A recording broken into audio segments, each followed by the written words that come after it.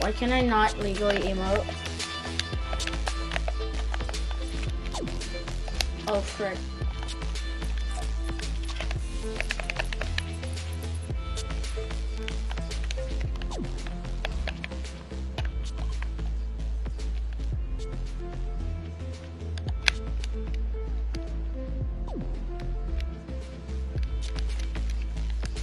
What time is it?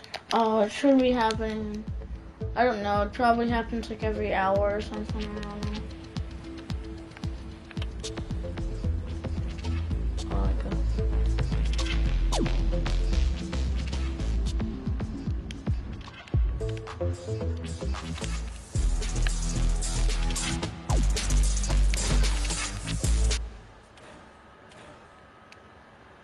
Oh yeah, that meme.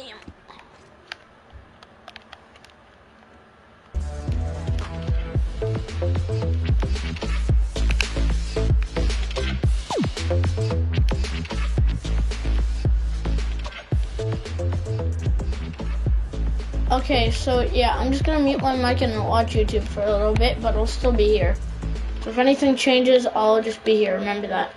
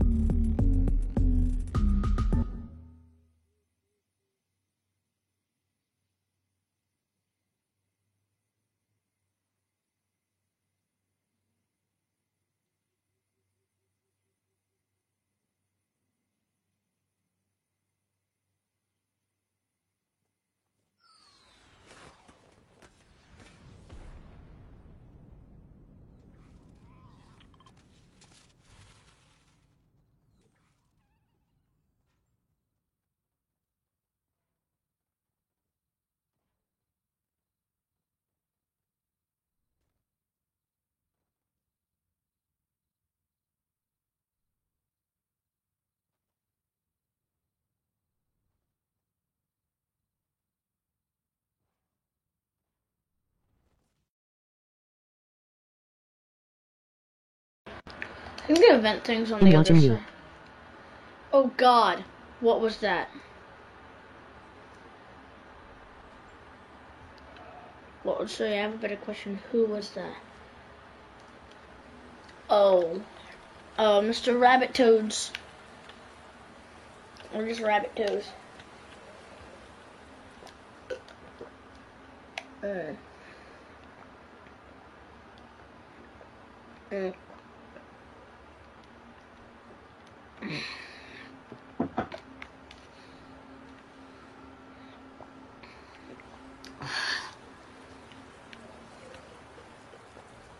Like my new name.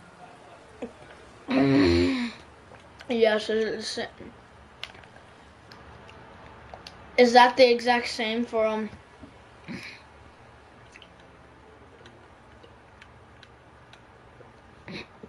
Discord?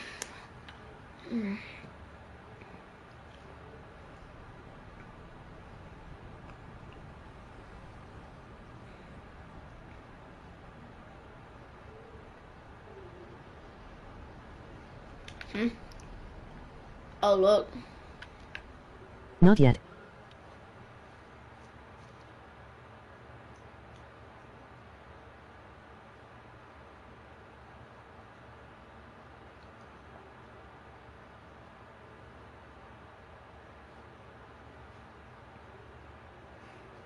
Okay, good, you can hear me.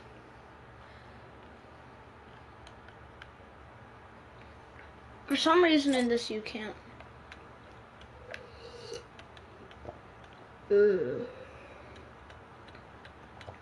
Emote. Oh, I don't get it. Look at this.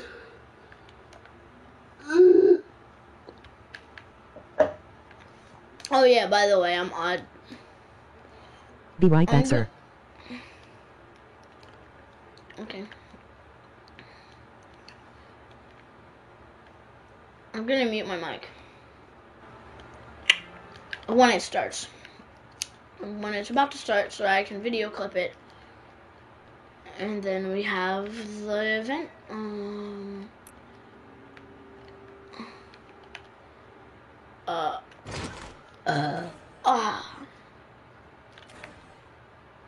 This is cursed. This skin is the opposite of cursed. Best skin in Battle Pass.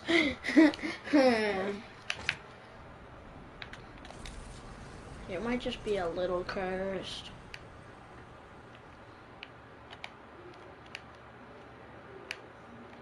Whoa! Woo! Woo! Woo! Woo! Woo! Woo! Wee! I have a bomb thingamabob. Bob. Yes, bomb.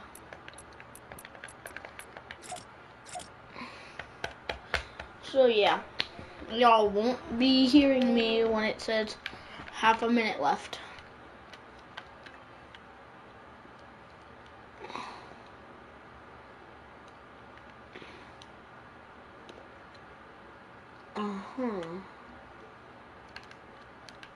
And hold up, I'm gonna be turning off text to speech.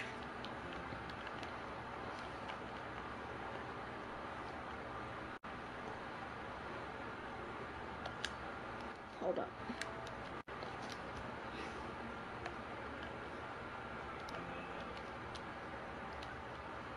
See, it's off now? Okay, I'm muting my mic now.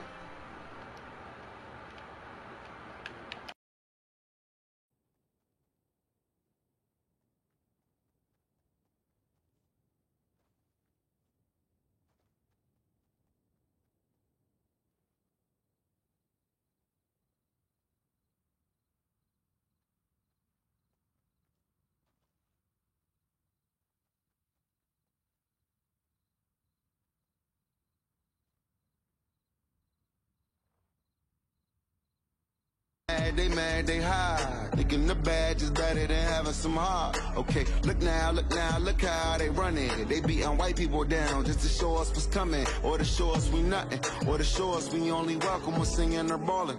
You shut up and dribble. Word, high, rock, low. Hey everybody, I'm Carrie Champion. Welcome to We the People. So today we are having a very candid conversation with athletes and artists who want to make sure that you use your voice to vote.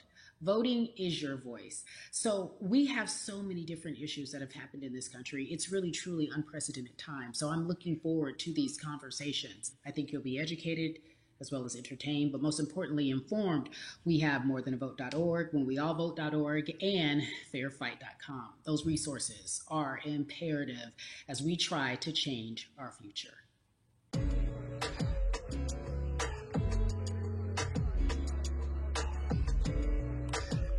Yeah, la la. There's no way that we can talk about hip hop or even the fact that we want to talk about activism, black voter suppression, without bringing in this guy straight from Port Arthur, Texas. We are talking about Bun B. He is an activist, a scholar, and an all-around gentleman. Thank you so much for spending some time with us. Bun, I don't want to start heavy, but I guess I have to because that's where we are in the world today. It's heavy as hell. And when you think about what needs to happen in this country in terms of change, what's the first thing that you think of? Equality. That's pretty much the first thing that comes to mind, right? Black people need to be seen as equals in this world. You know, we had to fight just to be recognized as a full citizen in this country and not 3/5. The world is now seeing what we've known for so long in the culture and in the community. The one way that we can fight is obviously voting. Talk to me about what voting means to you. I hear people all the time talking about one vote doesn't matter and that voting doesn't make a difference. If that's true, why do they work so hard to suppress the black vote? Because they understand the power of the vote. And so it's time that black people collectively also understand the power of their vote. And not just on a national level, because a lot of times we only have this conversation every 4 years. People need to be very much involved in their local politics. They need to understand who their elected officials are, where they stand on issues that affect you. And you need to use your vote to either support the ones that care about you and your condition or to elect people who do. A newer initiative that we're dealing with is educating felons, right? So in the state of Texas, if you're a felon, right, if you've been to jail or to prison, but you're no longer on probation or parole, you have the right to register to vote. Another thing that was just brought to my attention, there's an initiative called Orange, which is happening not just in Houston, but all over the country. If you're in jail currently during pretrial, but you have not been convicted, like you're still in jail waiting for your day in court, you are still eligible to vote. And you said something so key. They work so hard to hope that we stay uninformed, but more importantly, to suppress the black vote. If you could do one thing with this message that we're trying to send today about how important voting is, what type of images would you like our people to understand and see when they go to these polls and vote or when they cast their ballots? I think the images that we've all seen, you know what I'm saying, for decades in this country, if not centuries in this country, we've seen black people oppressed. We've seen black people attacked. So every time you look back and you see those old black and white images of people of color being attacked by dogs and people of color being sprayed with hoses, that's what they were fighting for. Back then, they were just fighting for a chance to vote. People like Martin Luther King Jr., people like Malcolm X, these people died to help us be in a position to have the power that we have now, which is to be able to cast a vote and make a decision about the people that have controls over our lives. So, I mean, if you in your own community need a reason to vote, look at a person like George Floyd. If the people in your city are not open to police reform, are not open to having a conversation about defunding the police, are not open to issues concerning economic equality, judicial equality, and racial equality, right? If they're scared to say Black Lives Matter, you have the power to put people in those positions who do believe that Black Lives Matter, who do believe in racial equality, economic equality, judicial equality, right? That's right. Who see us as human beings. And if the people in your community don't feel that way, vote them out. It's that simple. It's just vote them out. We don't have enough time to sit around and hope that people change their minds. Yeah, Bun B, you point out something so important. We have the power. And that is in our vote, and that is with our voice, and that's how we use our voice. I think of where we are right now. People say this is a particular moment, but it is a movement, not just a moment, it is a movement. Why, in your opinion, was it George Floyd's death? Why was that the chosen brutality for people to say, oh my God, Black people are still oppressed in this country, and it is not fair? I think it's twofold, Carrie, and so many different encounters between people of color and the police, there simply is no proof of what happened in the interaction. And so what happens is in a court of law, it tends to lean towards the policeman's point of view, right? In this case, we saw very clearly what happened. I think the other thing is due to the fact that everyone was at home, basically, during this time period in relation to the coronavirus. You couldn't avoid it, right? It was on every television station. It was on every social media platform. Everywhere you turn, you were constantly hit upside the head with this message. You see in the interaction that this man did nothing to deserve what happened. That's right. I think so well said, because if you think about it, in the grand scheme of things, it wasn't worth it, and he didn't have to lose his life. I think that you touched on something that a lot of people talk about, and that is now defunding the police. That has been such a huge conversation, but there's so many misconceptions around defunding and dismantling. If you will, educate the audience. All right. So most people, when they hear the term defund the police, they tend to think of, oh, they're going to take away our police department. Nothing could be further from the point. Defunding the police means that in certain communities, even Houston, take for example, we had over $1 billion allocated to our police force. Now, what is that money being used for? Some of that money tends to be allocated towards riot shields, right? Pepper spray, right? That kind of thing. That's only used against the people that fund this budget, right? So why would the people want to supply the police with the means to oppress them? If the police are concerned about the situations in certain communities with a higher crime rate, well, higher crime rates tend to happen in communities where there's not employment opportunities, right? There's not a lot of social services, and people are going to do what they need to do to take care of themselves and their families. When the community has more opportunities for employment, more opportunities for upward mobility, then they tend to be less of a strain on the government. They tend to have a lower crime rate. And because of that, we'll have less need for the police in those communities. You are passionate about so many different things in terms of making sure that we are holding our leaders accountable. Talk to me about some of the other projects that you're working on. Well, right now, obviously, being a part of More Than a Vote is essential. We're dealing with primaries in this country right now. And we just want to educate people. We want to inform people because people are tired, they're angry, they're concerned, and they want information and they want action. And so we want to make sure that we give them the right information and lead them in the right direction. And we thank the people that do not look like us for standing with us right now, because it's very important that people who aren't Black be involved. Because if Black people could have gotten rid of racism, we would have done it hundreds of years ago. And so I'm trying to use my voice and my platform just to let people know that if they feel like I do, there's a number of places they can go to enact change in their community. People need to know about how their city council runs. They need to know that they have the ability to speak when city council meets, to let them know that that's not the way that they feel their city needs to be run. Those are not the places that they feel the money of their community needs to be allocated. And Bubby, even a step further, they can run for office in their local community. They can run for positions. Like, people act like they leave it up to somebody else. If you're upset, it's not hard to get on the school board. It's not hard to be a part of the city council. It really isn't. And depending on how small your town is, you could be a mayor. The power is with the people. And we need to just know that that's happening. Absolutely. And it's always been with the people. You know, if you look at Trayvon Martin's mother, Sabrina Fulton, right? She felt that there was a system of racism and a system of oppression that led to her son's death. And so what did she do? She ran for city council and she was elected to city council. Our own former president, 44, Barack Obama, right, started in the community as an activist, ran for an elected position, became senator, ran for another elected position and became president of the United States. So don't think that you can't make a difference. You know what I'm saying? You don't need a lot of money. You don't need a lot of power. Your voice is enough to make a difference. Amen. I feel like I need to go out and run for something. You gave me a rousing speech there, sir. I'd be remiss if I didn't ask you this. When I talk to my brothers, I have to ask you, as a Black man, how are you doing? Are you okay? I'm good. I'm good. I have a very strong relationship with God, so prayer definitely works for me. I have children and grandchildren who are watching me, who are encouraged by what I do, and they're proud of me right now, you know, and that's really what matters, you know. The change starts at home, you know, so as long as you have a support system that believes in what you're doing and supports you in what you're doing, you have everything you need to go out there and fight the good fight. And for those that don't, there's a community of people here to help you. So you can go to places like morethanavote.org. There are many different places that will encourage you, inform you, and they will put you with groups of people that feel like you, that are ready to take action. So no one has to go about this alone if they want to do it. Yeah. Yeah, we're stronger together. People have been saying it, but that has much more meaning now that we are in our movement, not just this moment. Bumby, it has been an education, always a pleasure. Thank you so much. I appreciate you. Keep fighting the good fight. Keep up the good fight.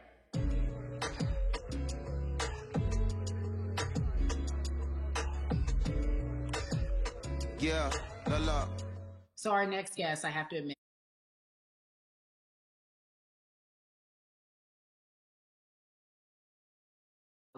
on the huge successful show Insecure, HBO's Insecure.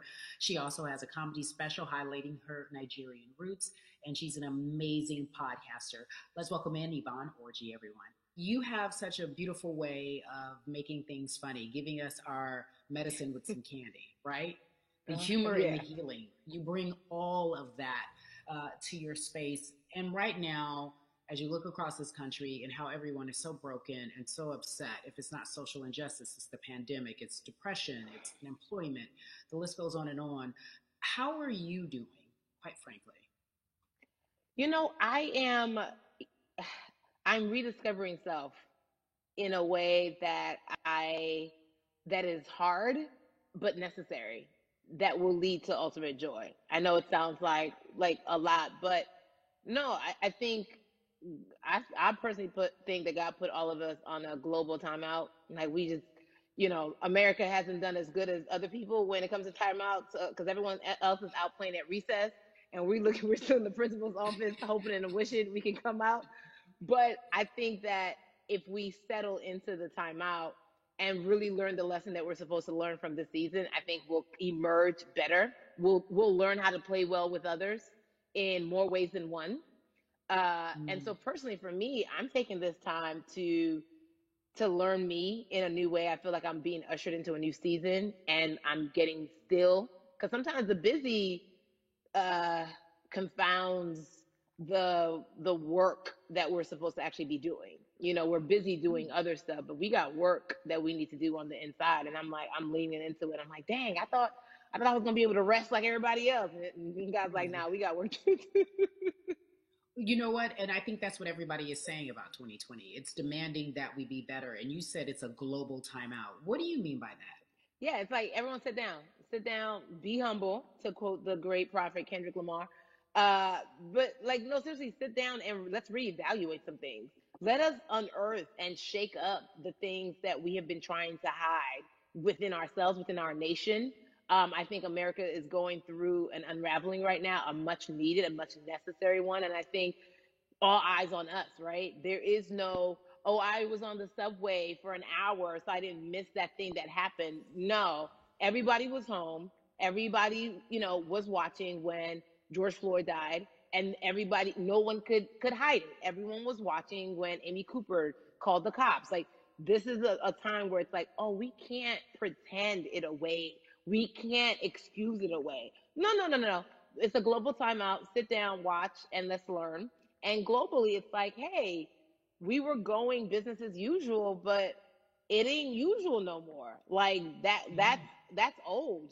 Anytime change occurs, it's very uncomfortable. And so right now we're sitting with we're getting we're getting comfortable with the uncomfortable. The minorities, we've been comfortable with being uncomfortable, because that to me explains just the existence for whatever we want to do, how we break into our careers, how we live our lives, how we find ourselves one of the few or one of the first. And that's a lonely road. When you look at, and when you talk about this global timeout, everybody had to pay attention to Amy Cooper. Everyone had to pay attention to George Floyd. How is that helping us as a people, as a country, during our global timeout? I think, well, one, we're not minorities, Carrie. You already know it. It's like these labels that they put on us. It's like the same way of saying like black on black violence. Also, there's no white on white violence. It's branding. Yeah, right. It's all branding. Yeah, you're right. It's like white people kill white people every single day. So no, there is no black on black violence. And if you say black on black violence, well then let's brand white on white violence. Like I watch Investigation Discovery. Ain't too many of us been featured. So, I just even like, but to answer your question, what does that do? I think what everyone expected is what has happened in the past when the world was still open, right? In that, okay, you had everyone, from Trayvon Martin to Castillo to Sandra Bland. You had all of these lives lost, and Black people made some noise. You know, we rioted, we got out in the streets, we started the Black Lives Matter movement, all of those things. And then white people kind of just like, oh, let's give them something.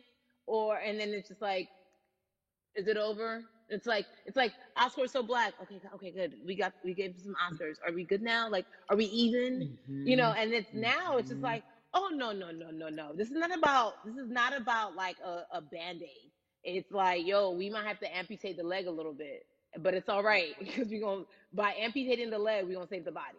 And so I think that's what's happening now. Like, America is realizing, like, oh, Black people aren't just making a little bit of noise. Like, the protests are still out. The conversations are still being had. The change is still being demanded. And I think they're seeing, oh, this is not going no way. And no, it's not, because we need systematic change. What a beautiful way to explore what is happening and describe our country. We might have to amputate the leg, but that's to save the body.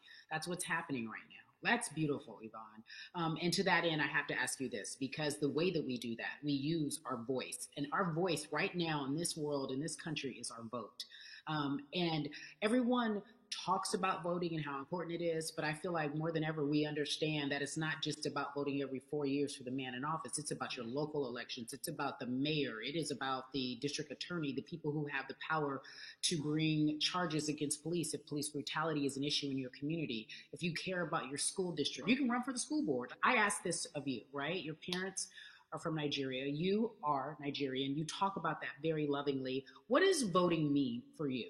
You know, I think voting is power. I remember, you know, I became a naturalized citizen back in the 90s when, because I was still a minor, my mom naturalized, and so we were able to do it under her.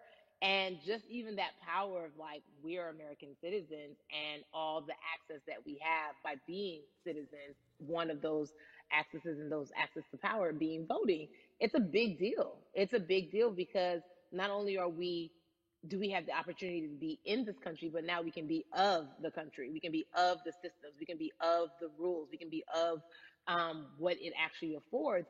But I think going back to your earlier comment about just the setup of systems, I think we are done a disservice, either it's schools or whatever it is. And I'm not putting teachers on blast. I think teachers do a phenomenal job, but for some reason, we do not, and give them all the raises. I know too many parents who are like, this child of mine, I do love them, but hey, where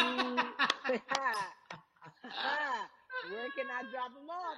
And I do think that there is a disservice done because, again, when we talk about them, to your point, we talk about every 4 years. It's important to vote for the presidency. We don't realize, like, oh, snap, we actually can vote about, like, how much our libraries get. It's like small things like that, but they make a big difference. When you think of voter suppression in this country, what does it look like for you? It's the systems. When we talk about voter suppression, we also talk about systematic racism, right? It's all the systems that set up. And we've normalized, okay, maybe your job will give you a half day, or maybe, you know, you'll be able to get this luxury. It shouldn't be a luxury. It should be built into the system. It should be built into the fabric of how we vote. But maybe you'll be able to get this luxury in order to enable you to go vote. Think about everything disenfranchised, marginalized Black person has to endure in a day. So in a day, you need to get to work. If something happens to your car, if something happens to your child care, if something happens to, there's so many factors along the way that can send you into a tailspin as an American. And then you add on as a person of color. If you're just trying to get to vote and you already have to go through all of these hurdles and hoops in your everyday life, imagine the one day when your voice really is supposed to matter the most in this country. But then you also see all the times that you tried to have your voice matter, and then it's been shut down, repressed, told it doesn't matter. And then you're kind of like, what's the point? How do we keep hope though? If I'm watching this right now, how do we as a people stay hopeful? How do we believe in the promise that these quote unquote forefathers have given us? Because have you met Black people? By default, like, hope is infused in our DNA. Like, you know what I'm saying? Like, if we haven't been broken now through, be it through slavery, through capitalism, colonization, through segregation, through, you know, I mean, listen, the history of black people in this country is, at one point we were 3/5 the people. It was a written law. And look at us now. We are whole. We are black girl magic. We are black boy joy. We are, you know what I'm saying? What I think about in terms of giving us hope, right? We're making a lot of people nervous right now, Carrie. We're making a lot of people nervous right now because they're like, dang, we put all these obstacles in their way, and these jokers are resilient. But that should give us hope. That should give us hope that, like, we can't stop, won't stop. I mean, I went to the school of Diddy, you know what I'm saying? Hashtag, Harlem shaking it right now. Can't stop, won't stop. And I think that's our motto. We can't stop voting and we won't stop voting. We can't stop marching and we won't stop marching. We can't stop thriving and we won't stop thriving. To that end, because you led me directly there, I've been asking everyone who's appeared on this platform, what does activism look like? And I feel like back in the day, we had an idea. Yes, it is marching.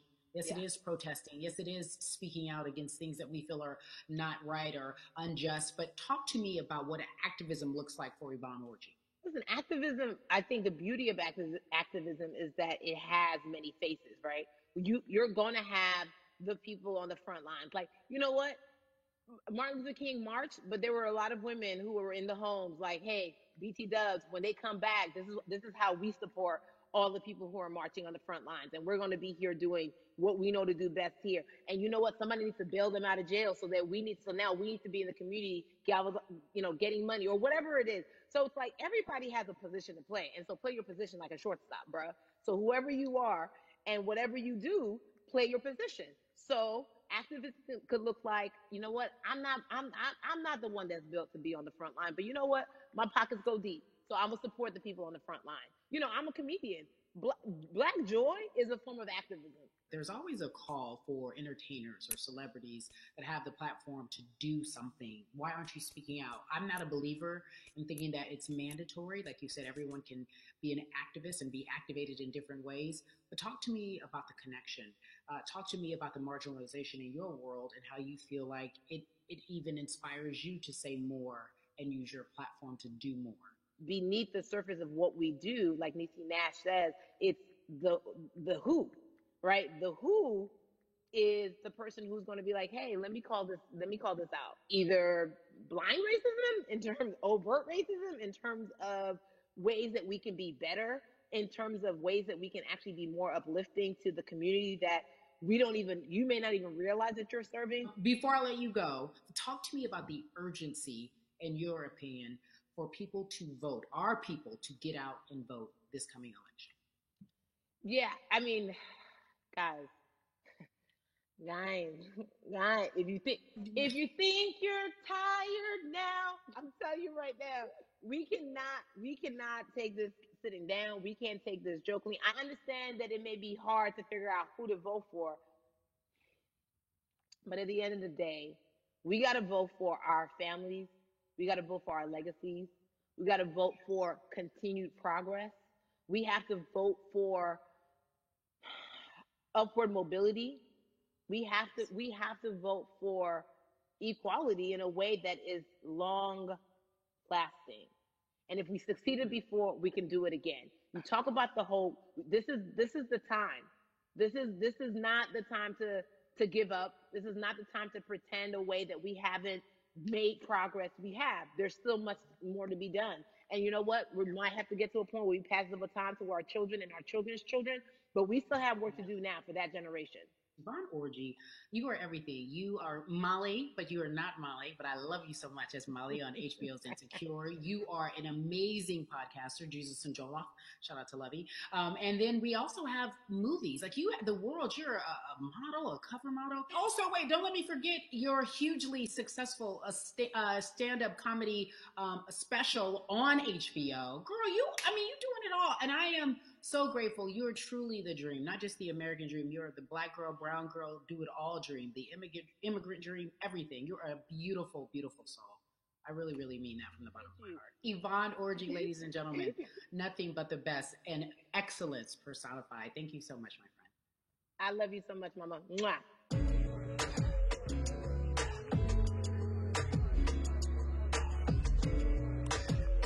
Yeah, the love. So Atlanta has been one of the hotbeds in terms of political unrest and social injustice. We've seen so much happen in that city, and we've also seen so much come from that city, including one of our very own founding fathers of the civil rights movement, and that's Martin Luther King Jr. But right now, we want to welcome in someone who has used his platform to talk about voting, to talk about racial injustice, and how he's trying to help. Atlanta's very own Russ joins us now on We the People. Russ, I'm not going to fan out and tell you what some of my favorite songs were that I listened to repeat on yours. We're going to get to the topic at hand. So Amazing. We got to talk about, recently you did an interview where you shared your outlook on culture and music. And you also were very candid about the fact that you have a privilege and that it's necessary for you to give back. Tell everybody about what that means. It's very obvious I'm white and I'm in Black culture and I'm benefiting financially off of it. So I feel like if you're a white person financially benefiting off of Black culture, you have to put finances back into Black culture. It's just that simple. The screenshots with your feelings, it just comes off like fake empathy because it comes off very dismissive and very, oh, that sucks for y'all. But anyway, back to what I was doing.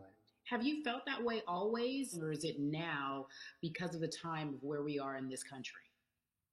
I've always had the feeling. I think now it's just obviously elevated. It's a new level and there's new, it's to the point now where you can't, first of all, you can't not say anything. Second of all, though, I just think saying something isn't enough anymore. I think, if you have the ability to put money back into a culture that you're financially benefiting from, you have the ability to, you should.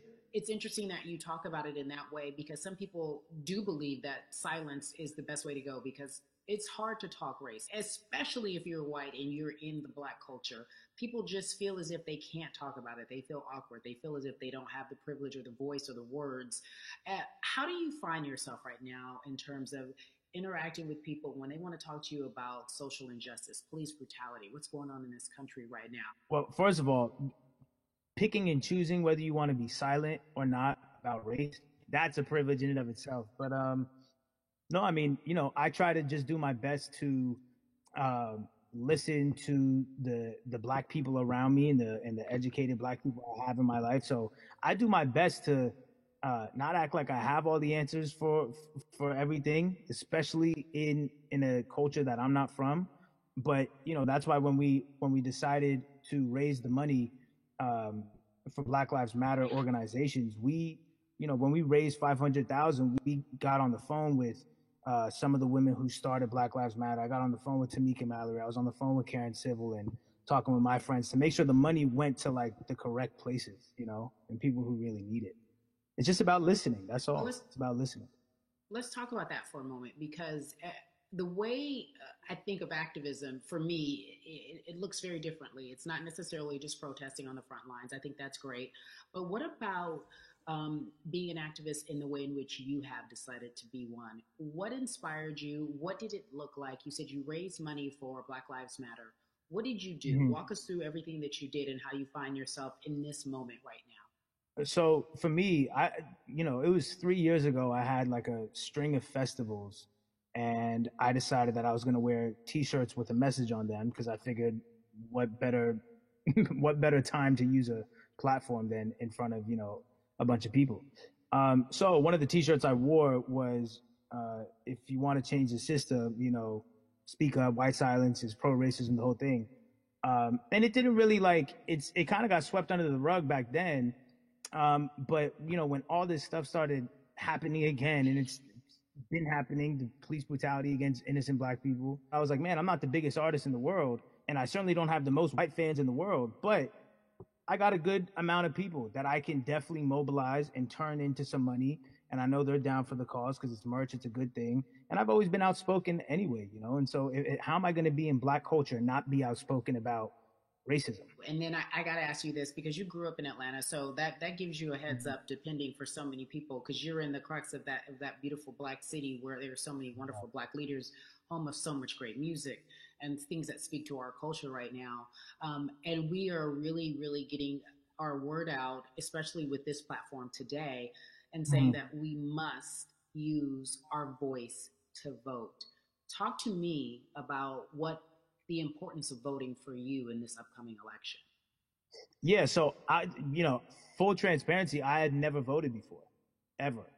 And because, I was one of those people who was like, my vote doesn't matter. And, I don't know, maybe it's because I was younger, maybe it's because I really thought that, or I don't know, but I just think that it's got to, now this is a bit of a privilege to say it's got to a breaking point for me, because obviously it's been past the breaking point for Black people. But I think that as a whole, the young people need to get out and vote, because we're the ones that never show up. You know what I mean? We never show up to vote, but we're the future. So it's like, look, we got to go out there and vote, and then whatever happens, but at least we did our part. You got to do your part. You're very candid in saying that you just decided to vote. And I think there's a beautiful irony in the fact that you have your fans saying, because of you, I'm voting. Right. And there's something beautiful about that. But I want to know why now for you. Why in this moment is it important for you to vote? And what hit your spirit to say, yes, this is the time to do it? Honestly, because I think that George Floyd really woke up a lot of people who, including myself, who I was vocal and outspoken about racism. I put it in my lyrics. I put it on T-shirts. I would talk about it in interviews. I was vocal about it. But that video in that moment, I think me, along with a lot of other people, just kind of was like, all right, words are simply not enough anymore. We got to do something, whether it's raising money, whether it's voting, or all the above. We got to do something, and I'm ashamed that it took that for me to be like, I need to raise money and I need to vote. It's a shame. And I don't know, I guess it snapped a bunch of people out of it, and even if you were vocal and whatnot, it's time to actually put your money where your mouth is. It's time to go vote. It's time to just stop talking about it and be about it, and it's been time for that. But like I said, I'm ashamed that it took me this long to actually really, really be about it, but I'm here now. So Russ, we all know that this is going to be your first time voting. Tell me what that experience is going to be like for you in terms of what you're excited about. I think, what it's going to do for me? It's going to let me know that I'm contributing to something bigger than myself, and I'm actually putting my money where my mouth is, and I'm being about it. Because, for so long, and I know I'm not alone with this, but, standing on the outside and just screaming about this and that, and this should change, and it's like, all right, but did you vote? And so I know it's going to feel good to know that I played a small role, and that's the problem. I think the mentality of my vote doesn't matter needs to be changed to my vote, albeit small, does matter. It's a role I'm playing, and if I play my part and you play your part and he and she plays their part, then we make a difference. But it'll feel. I have a feeling it's gonna feel very, very bigger than me. I think when you realize that giving actually feels better than receiving, that's when you start wanting to do your part and contribute. So voting is an easy way to give. Yeah. To whom much is given, much is required, and you have been given a huge platform, and we are so grateful for you, Russ. Philanthropist, artist, community activist, first-time voter. We appreciate you for doing this, okay? Thank you. I appreciate y'all.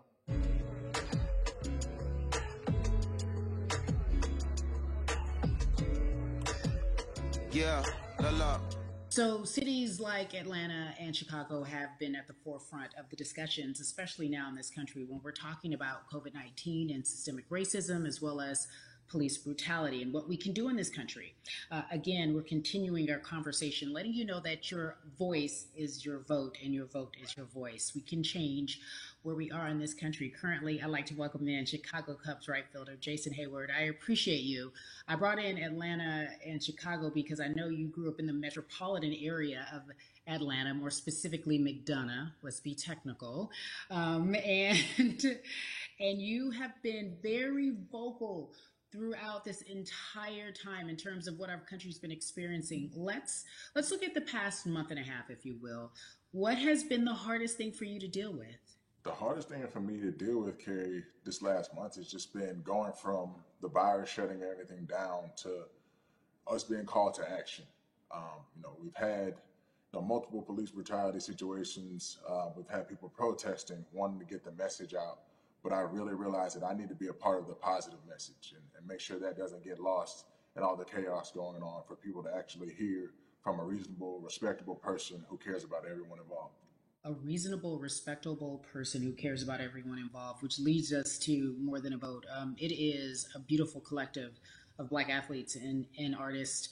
You are a part of that. Talk to me about why that's important for you right now on this, be a part of that collective. To me personally, it's important to be a part of that because I've somewhat used baseball and my craft as an excuse to not get more involved in voting. But I can't any longer use baseball and work as an excuse not to get educated, and not also to show people, like, at any moment in time, any walk of life, we can make a difference. So tell me in your words, what does activism look like for you? In my words, it looks like LeBron James, the biggest athlete right now on the planet, speaking up and breaking the ice for everyone. And I think for the first time, people see and hear from us. So now we have white teammates, we have other people speaking up and realizing, okay, like, this is how we go about doing this. And to me right now, social media, athletes speaking up, entertainers speaking up, like we're trying to do with More Than a Vote. You said something I thought was so key, because covering sports for so long, I know that it's tough for Black players specifically in Major League Baseball to talk about how they feel. Adam Jones did it in a very eloquent way early on, but there are very few that are vocal. You said you all were afraid. Why use that word, and why were you afraid? We was afraid because in 2019, there were 68 of us total, and there are 38 teams. There's 25-man roster on each team. There's a 40-man roster, which is on each team as well. And there aren't many of us. So we're outnumbered in that sense, but not always in a negative way when it comes to our teammates and our clubhouses. But to get to this point, you have to move a certain way. You got to be careful what you say. You can't ruffle feathers. You can't come off in any way, much like other Black entertainers, much like, yourself, probably having to live through life every day. But to get to the highest level, you got to button up. You got to be seen and not heard. So baseball, like I said, it was time for us to try and speak up and make a difference and show it's okay to do so, because we can't be quiet any longer. That is a button up, be quiet, be seen but not heard. That is an expression that a lot of Black folks can relate to in whatever aspect of professionalism that they experience, especially if they don't work for themselves. They just feel that. That is also a socialization that we have as Black folks, especially, like you said, if you want to get to the higher level. And for so long, I felt it bubbling right underneath the surface that so many of us who were in whatever positions we were, who had platforms, were tired of pretending and looking the other way and spending so much time making others comfortable while we were uncomfortable. Do you feel that this is the type of movement that is sustainable, or is it just for a time? No, it takes everyone joining in on the conversation. And right now, I feel like more than ever, there is little things as possible to distract from bigger issues. And we saw on draft day, we saw our president, Theo Epstein, holding up the sign saying Black Lives Matter and wanting to include the rest of MLB in that. But now we're having those conversations as well. So I definitely think this is sustainable, and it's not always just going to be the popular thing to do. This is something that people want to get right because they know we care. Jason, you said you think it's sustainable, that what you're seeing, especially with your colleagues in baseball, that this can be something where you're feeling more comfortable, feeling more safe to share how you feel about social injustice and police brutality. What are you doing right now in this moment with your platform to help change how we look at voting and how to educate the culture and the community about voting? Well, first, what I'm doing, Carrie, is joining up with More Than a Vote and joining up with other athletes and entertainers to get that message out and use our platform in that sense as a group. And try to create a brand with this to make it something that's not just about the election coming, make sure that it's about people getting educated for years to come and figure out where to vote and how to vote. We've got people in different areas that cover different demographics and influence different areas of people. And as a baseball player, as a Black baseball player, I feel like now, like we talked about, is finding the time to show people that you can use your voice in this profession. You don't have to be afraid. And to me, that can help a kid growing up. He can see me, he can see other guys that were in the video we posted saying, hey, this is what they're standing for. They're speaking up for these things, and it's okay to want to play baseball. It's not lame. It's not something I have to be as afraid of as I was before. So I feel like that's my role in this. I have a younger brother as well. He's 24. He also plays baseball. So I've got to lead by example. I can't just always come up with a good answer that sounds good on TV. When I get asked a question on, what do we need to do to make changes, I'm joining up here to make sure that I take action and get educated myself. For one, so many people, I feel like in Atlanta, they're on the move. Or when you want to try to make a vote and try and cast your vote, you have to do it by mail. You have to sign up for the absentee ballot. Then you have to get another ballot in return. They have to send it back to you. Well, for me personally, they didn't send that back until it was too late. Right? We didn't get it in the mail to the address that's an Atlanta address at my parents' house. We didn't get that in the mail until it was too late. And then from other friends and family that are still in Georgia right now, I just hear about them being held in lines too long and trying to get off work. And we know how it is for any family, but let alone a Black family in a city or in the suburbs trying to take care of their family and trying to provide for them. You try to get off work, and then you're like, wait a minute. You start looking at the clock. It's like, oh, this is not going to happen today, right?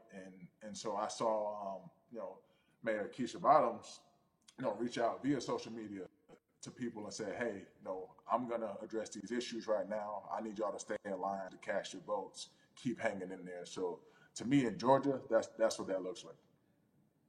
Well, it's interesting that you even bring that up because there have been all these images specifically from Georgia, because that's such a battleground, where you see people, especially when it came to the primaries, doing whatever it takes. And this is real life voter suppression that you're talking about. It's been happening for decades. It's not fake. What you're saying, these examples of sending you your ballot too late after the fact or shutting down the polls at 6 o'clock while people still are in line, that's a real life issue. There needs to be some type of change. And I think that what we're doing right now is fair. But the idea of voter suppression, do you think that is well known, especially with folks, within the generation, your generation? I think it's known in our communities, right? I don't think it's spoke on enough. I don't think there's been enough light drawn to it. Bring it to light. Let people hear about it. Let people learn about what that looks like. And get more people to say, okay, look, like this is going to happen. We have to expect this, and we can no longer make the excuse. We can't say they didn't warn us. Jason, everybody knows, or it feels as if everyone knows that the time is now. America's paying attention to us. We have their eyes. We have their ears. If you look toward the future, what are you most excited about in terms of seeing a change? I'm excited about how fast the word is traveling. The word is being spread right now. The biggest athletes, the biggest icons, biggest entertainers are doing their part, but I'm also seeing people out there on the streets doing their part. When so many things got lost, could have very easily got in the commotion when it came to protests, and you saw rioting, you saw looting. People still stood their ground, and people still went out there and said, look, we're doing this for the right reasons. We're going to come together. We're going to use drones. We're going to use social medias. I feel like this is a new wave of getting things done the right way and just spreading the message. You're right about that. And you're right. People are spreading the word unapologetically. We out here. We doubling down. Thank you so much. I appreciate you. Right.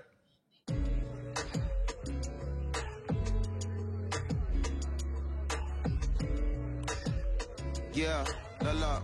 Hey, everybody. I am so excited to welcome a friend, a brother, family member, if you will, former colleague, NBA great, sports analyst, philanthropist. He does it all, and he's here to give us his time and his platform to talk about something that is so important, that is voting. Everybody, welcome Jalen Rose to We the People. Talk to me about how important it is for the people who know you and love you and look up to you. Why is it so important that you use your platform to talk about voting? Initially, we have to get past the stigma of the mental systemic racism that comes with the presidential race, governors, mayors, senators, judges. We've been conditioned to believe that our vote does not matter. So usually when we looked up at all of those races and people that were running, not only did they not look like us, we didn't believe they were there to represent our best interests. So therefore, as a collective, we didn't mobilize until Barack Obama, and we felt a sense of hope that finally our country is going to do something that we felt would never happen in our lifetime. And I remember being at the inauguration in 2008. I made sure I was there. And we voted. In 2016, we didn't vote, Kerry. We didn't vote. And so many people try to make this political. This is not political. Me telling somebody to vote is like telling somebody to pay taxes. So that's one, getting over the stigma of nobody is going to represent our best interest. And then number two, the reality is that the person that gets the most votes doesn't necessarily win the presidency. That's uncomfortable right there, because that's actually what took place in 2016. The Electoral College chose the president. And if you put all of their pictures up, I'm pretty sure they look a lot more like each other than they look like you and I. How about that? And then the third thing, especially in urban environments, oh man, they create barriers for us, Kerry. It's like you got to jump over the fence, you got to run past the dog, you got to jump on the hood of the car. The lines is 5 hours long. You get up to the poll and they don't work. Elderly people working in the city, while they got the young people who understand technology working in the suburbs. Like, these are all systematic things that try to discourage us from voting. And then finally, we don't have a day off to vote. We need to work. So we don't get a day off. It's going to be a full day, and I got to work to pay my bills. So you know what I'm going to do? I'm going to mail in vote. And you know what you want people to realize? That counts too. So your vote will be counted if you're able to mail it in. So those are a few things that I hope that we can do and mobilize. And shout to LeBron and his team. Shout to you and everybody involved. We will make a difference. Well, let's talk about more than a vote. There is a Black collective of athletes, of artists coming together and saying voter suppression is a real deal, especially in the Black community. When you just talked about, I got to work, so I can't go vote. And then when we do get in the booth, just in case we don't have to work, do we know who we're voting for? Not only do we have to vote, we got to be educated. And it's not always even about the man who's in office or the woman who's in office for president. It's about your local elections. It's about the people who are your DAs, your state DAs, like the people who actually make change in your community, who will change police brutality, who will make sure that your community is taken care of, who will defund police and hope that they can help you in stopping police brutality. So talk to me about why you decided to be a part of More Than a Vote and what it actually means.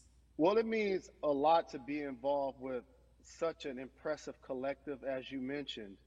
And I said this multiple times, and I know it can be uncomfortable when I say it, but a lot of times we have to get to the root of the issue before we find a solution. And the quote was, I wish America loved Black people as much as it loves Black culture.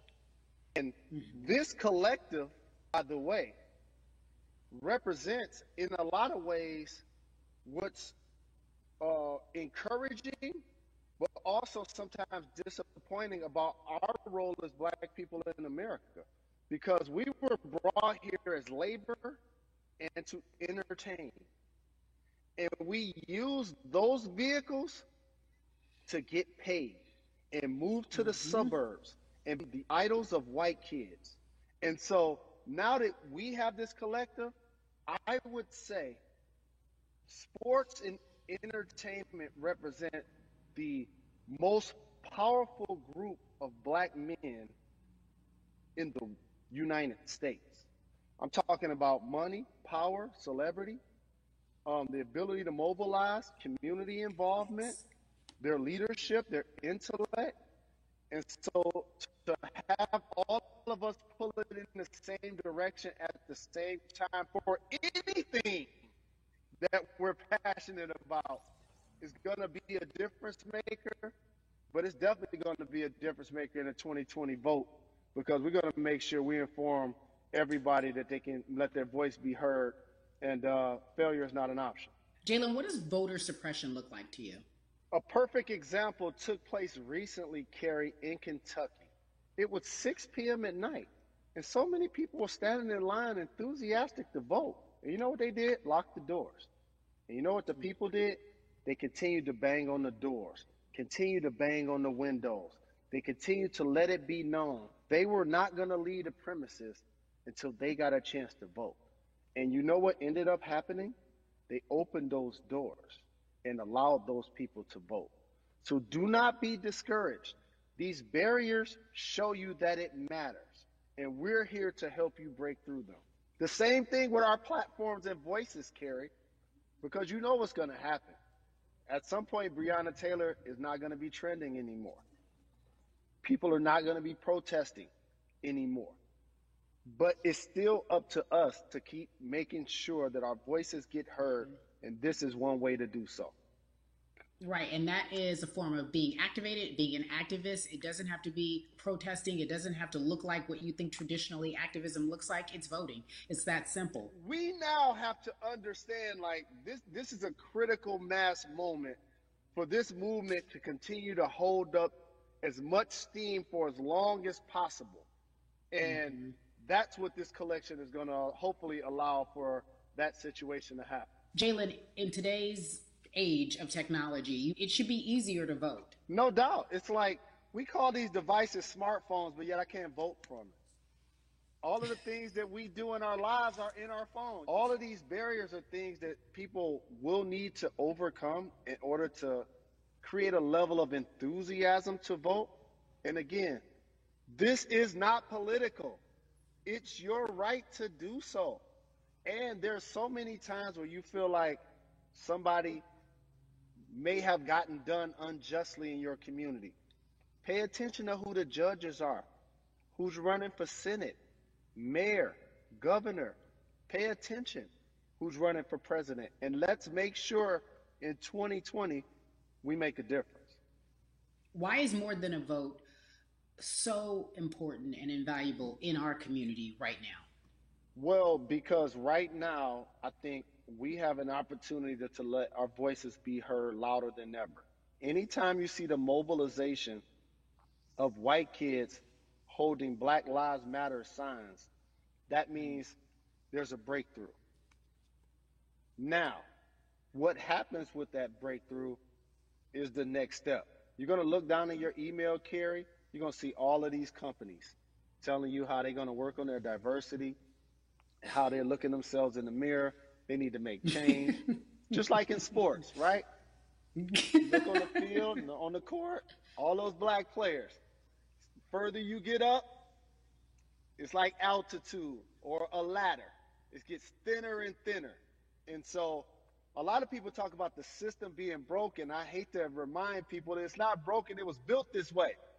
And one of our ways to help change the system is to vote. So that's why more than a vote is so very important, so we can make sure everybody participates and gives themselves an opportunity to let their voice be heard. I think it's interesting because you talked about Black men being very powerful in the U.S. if they're athletes and entertainers, because for so long those have been the only avenues traditionally to create wealth. The NBA season comes back. What are your feelings on the season coming back in the midst of everything that is happening? I think you'll see players challenging the establishment more. You're going to see them saying, okay, if you have all of these marketing and promotional deals, how many of them are with minorities? How many people are you employing in NBA? What about certain teams? Who do you have as a minority owner? Or what about the candidates that you have for positions of power?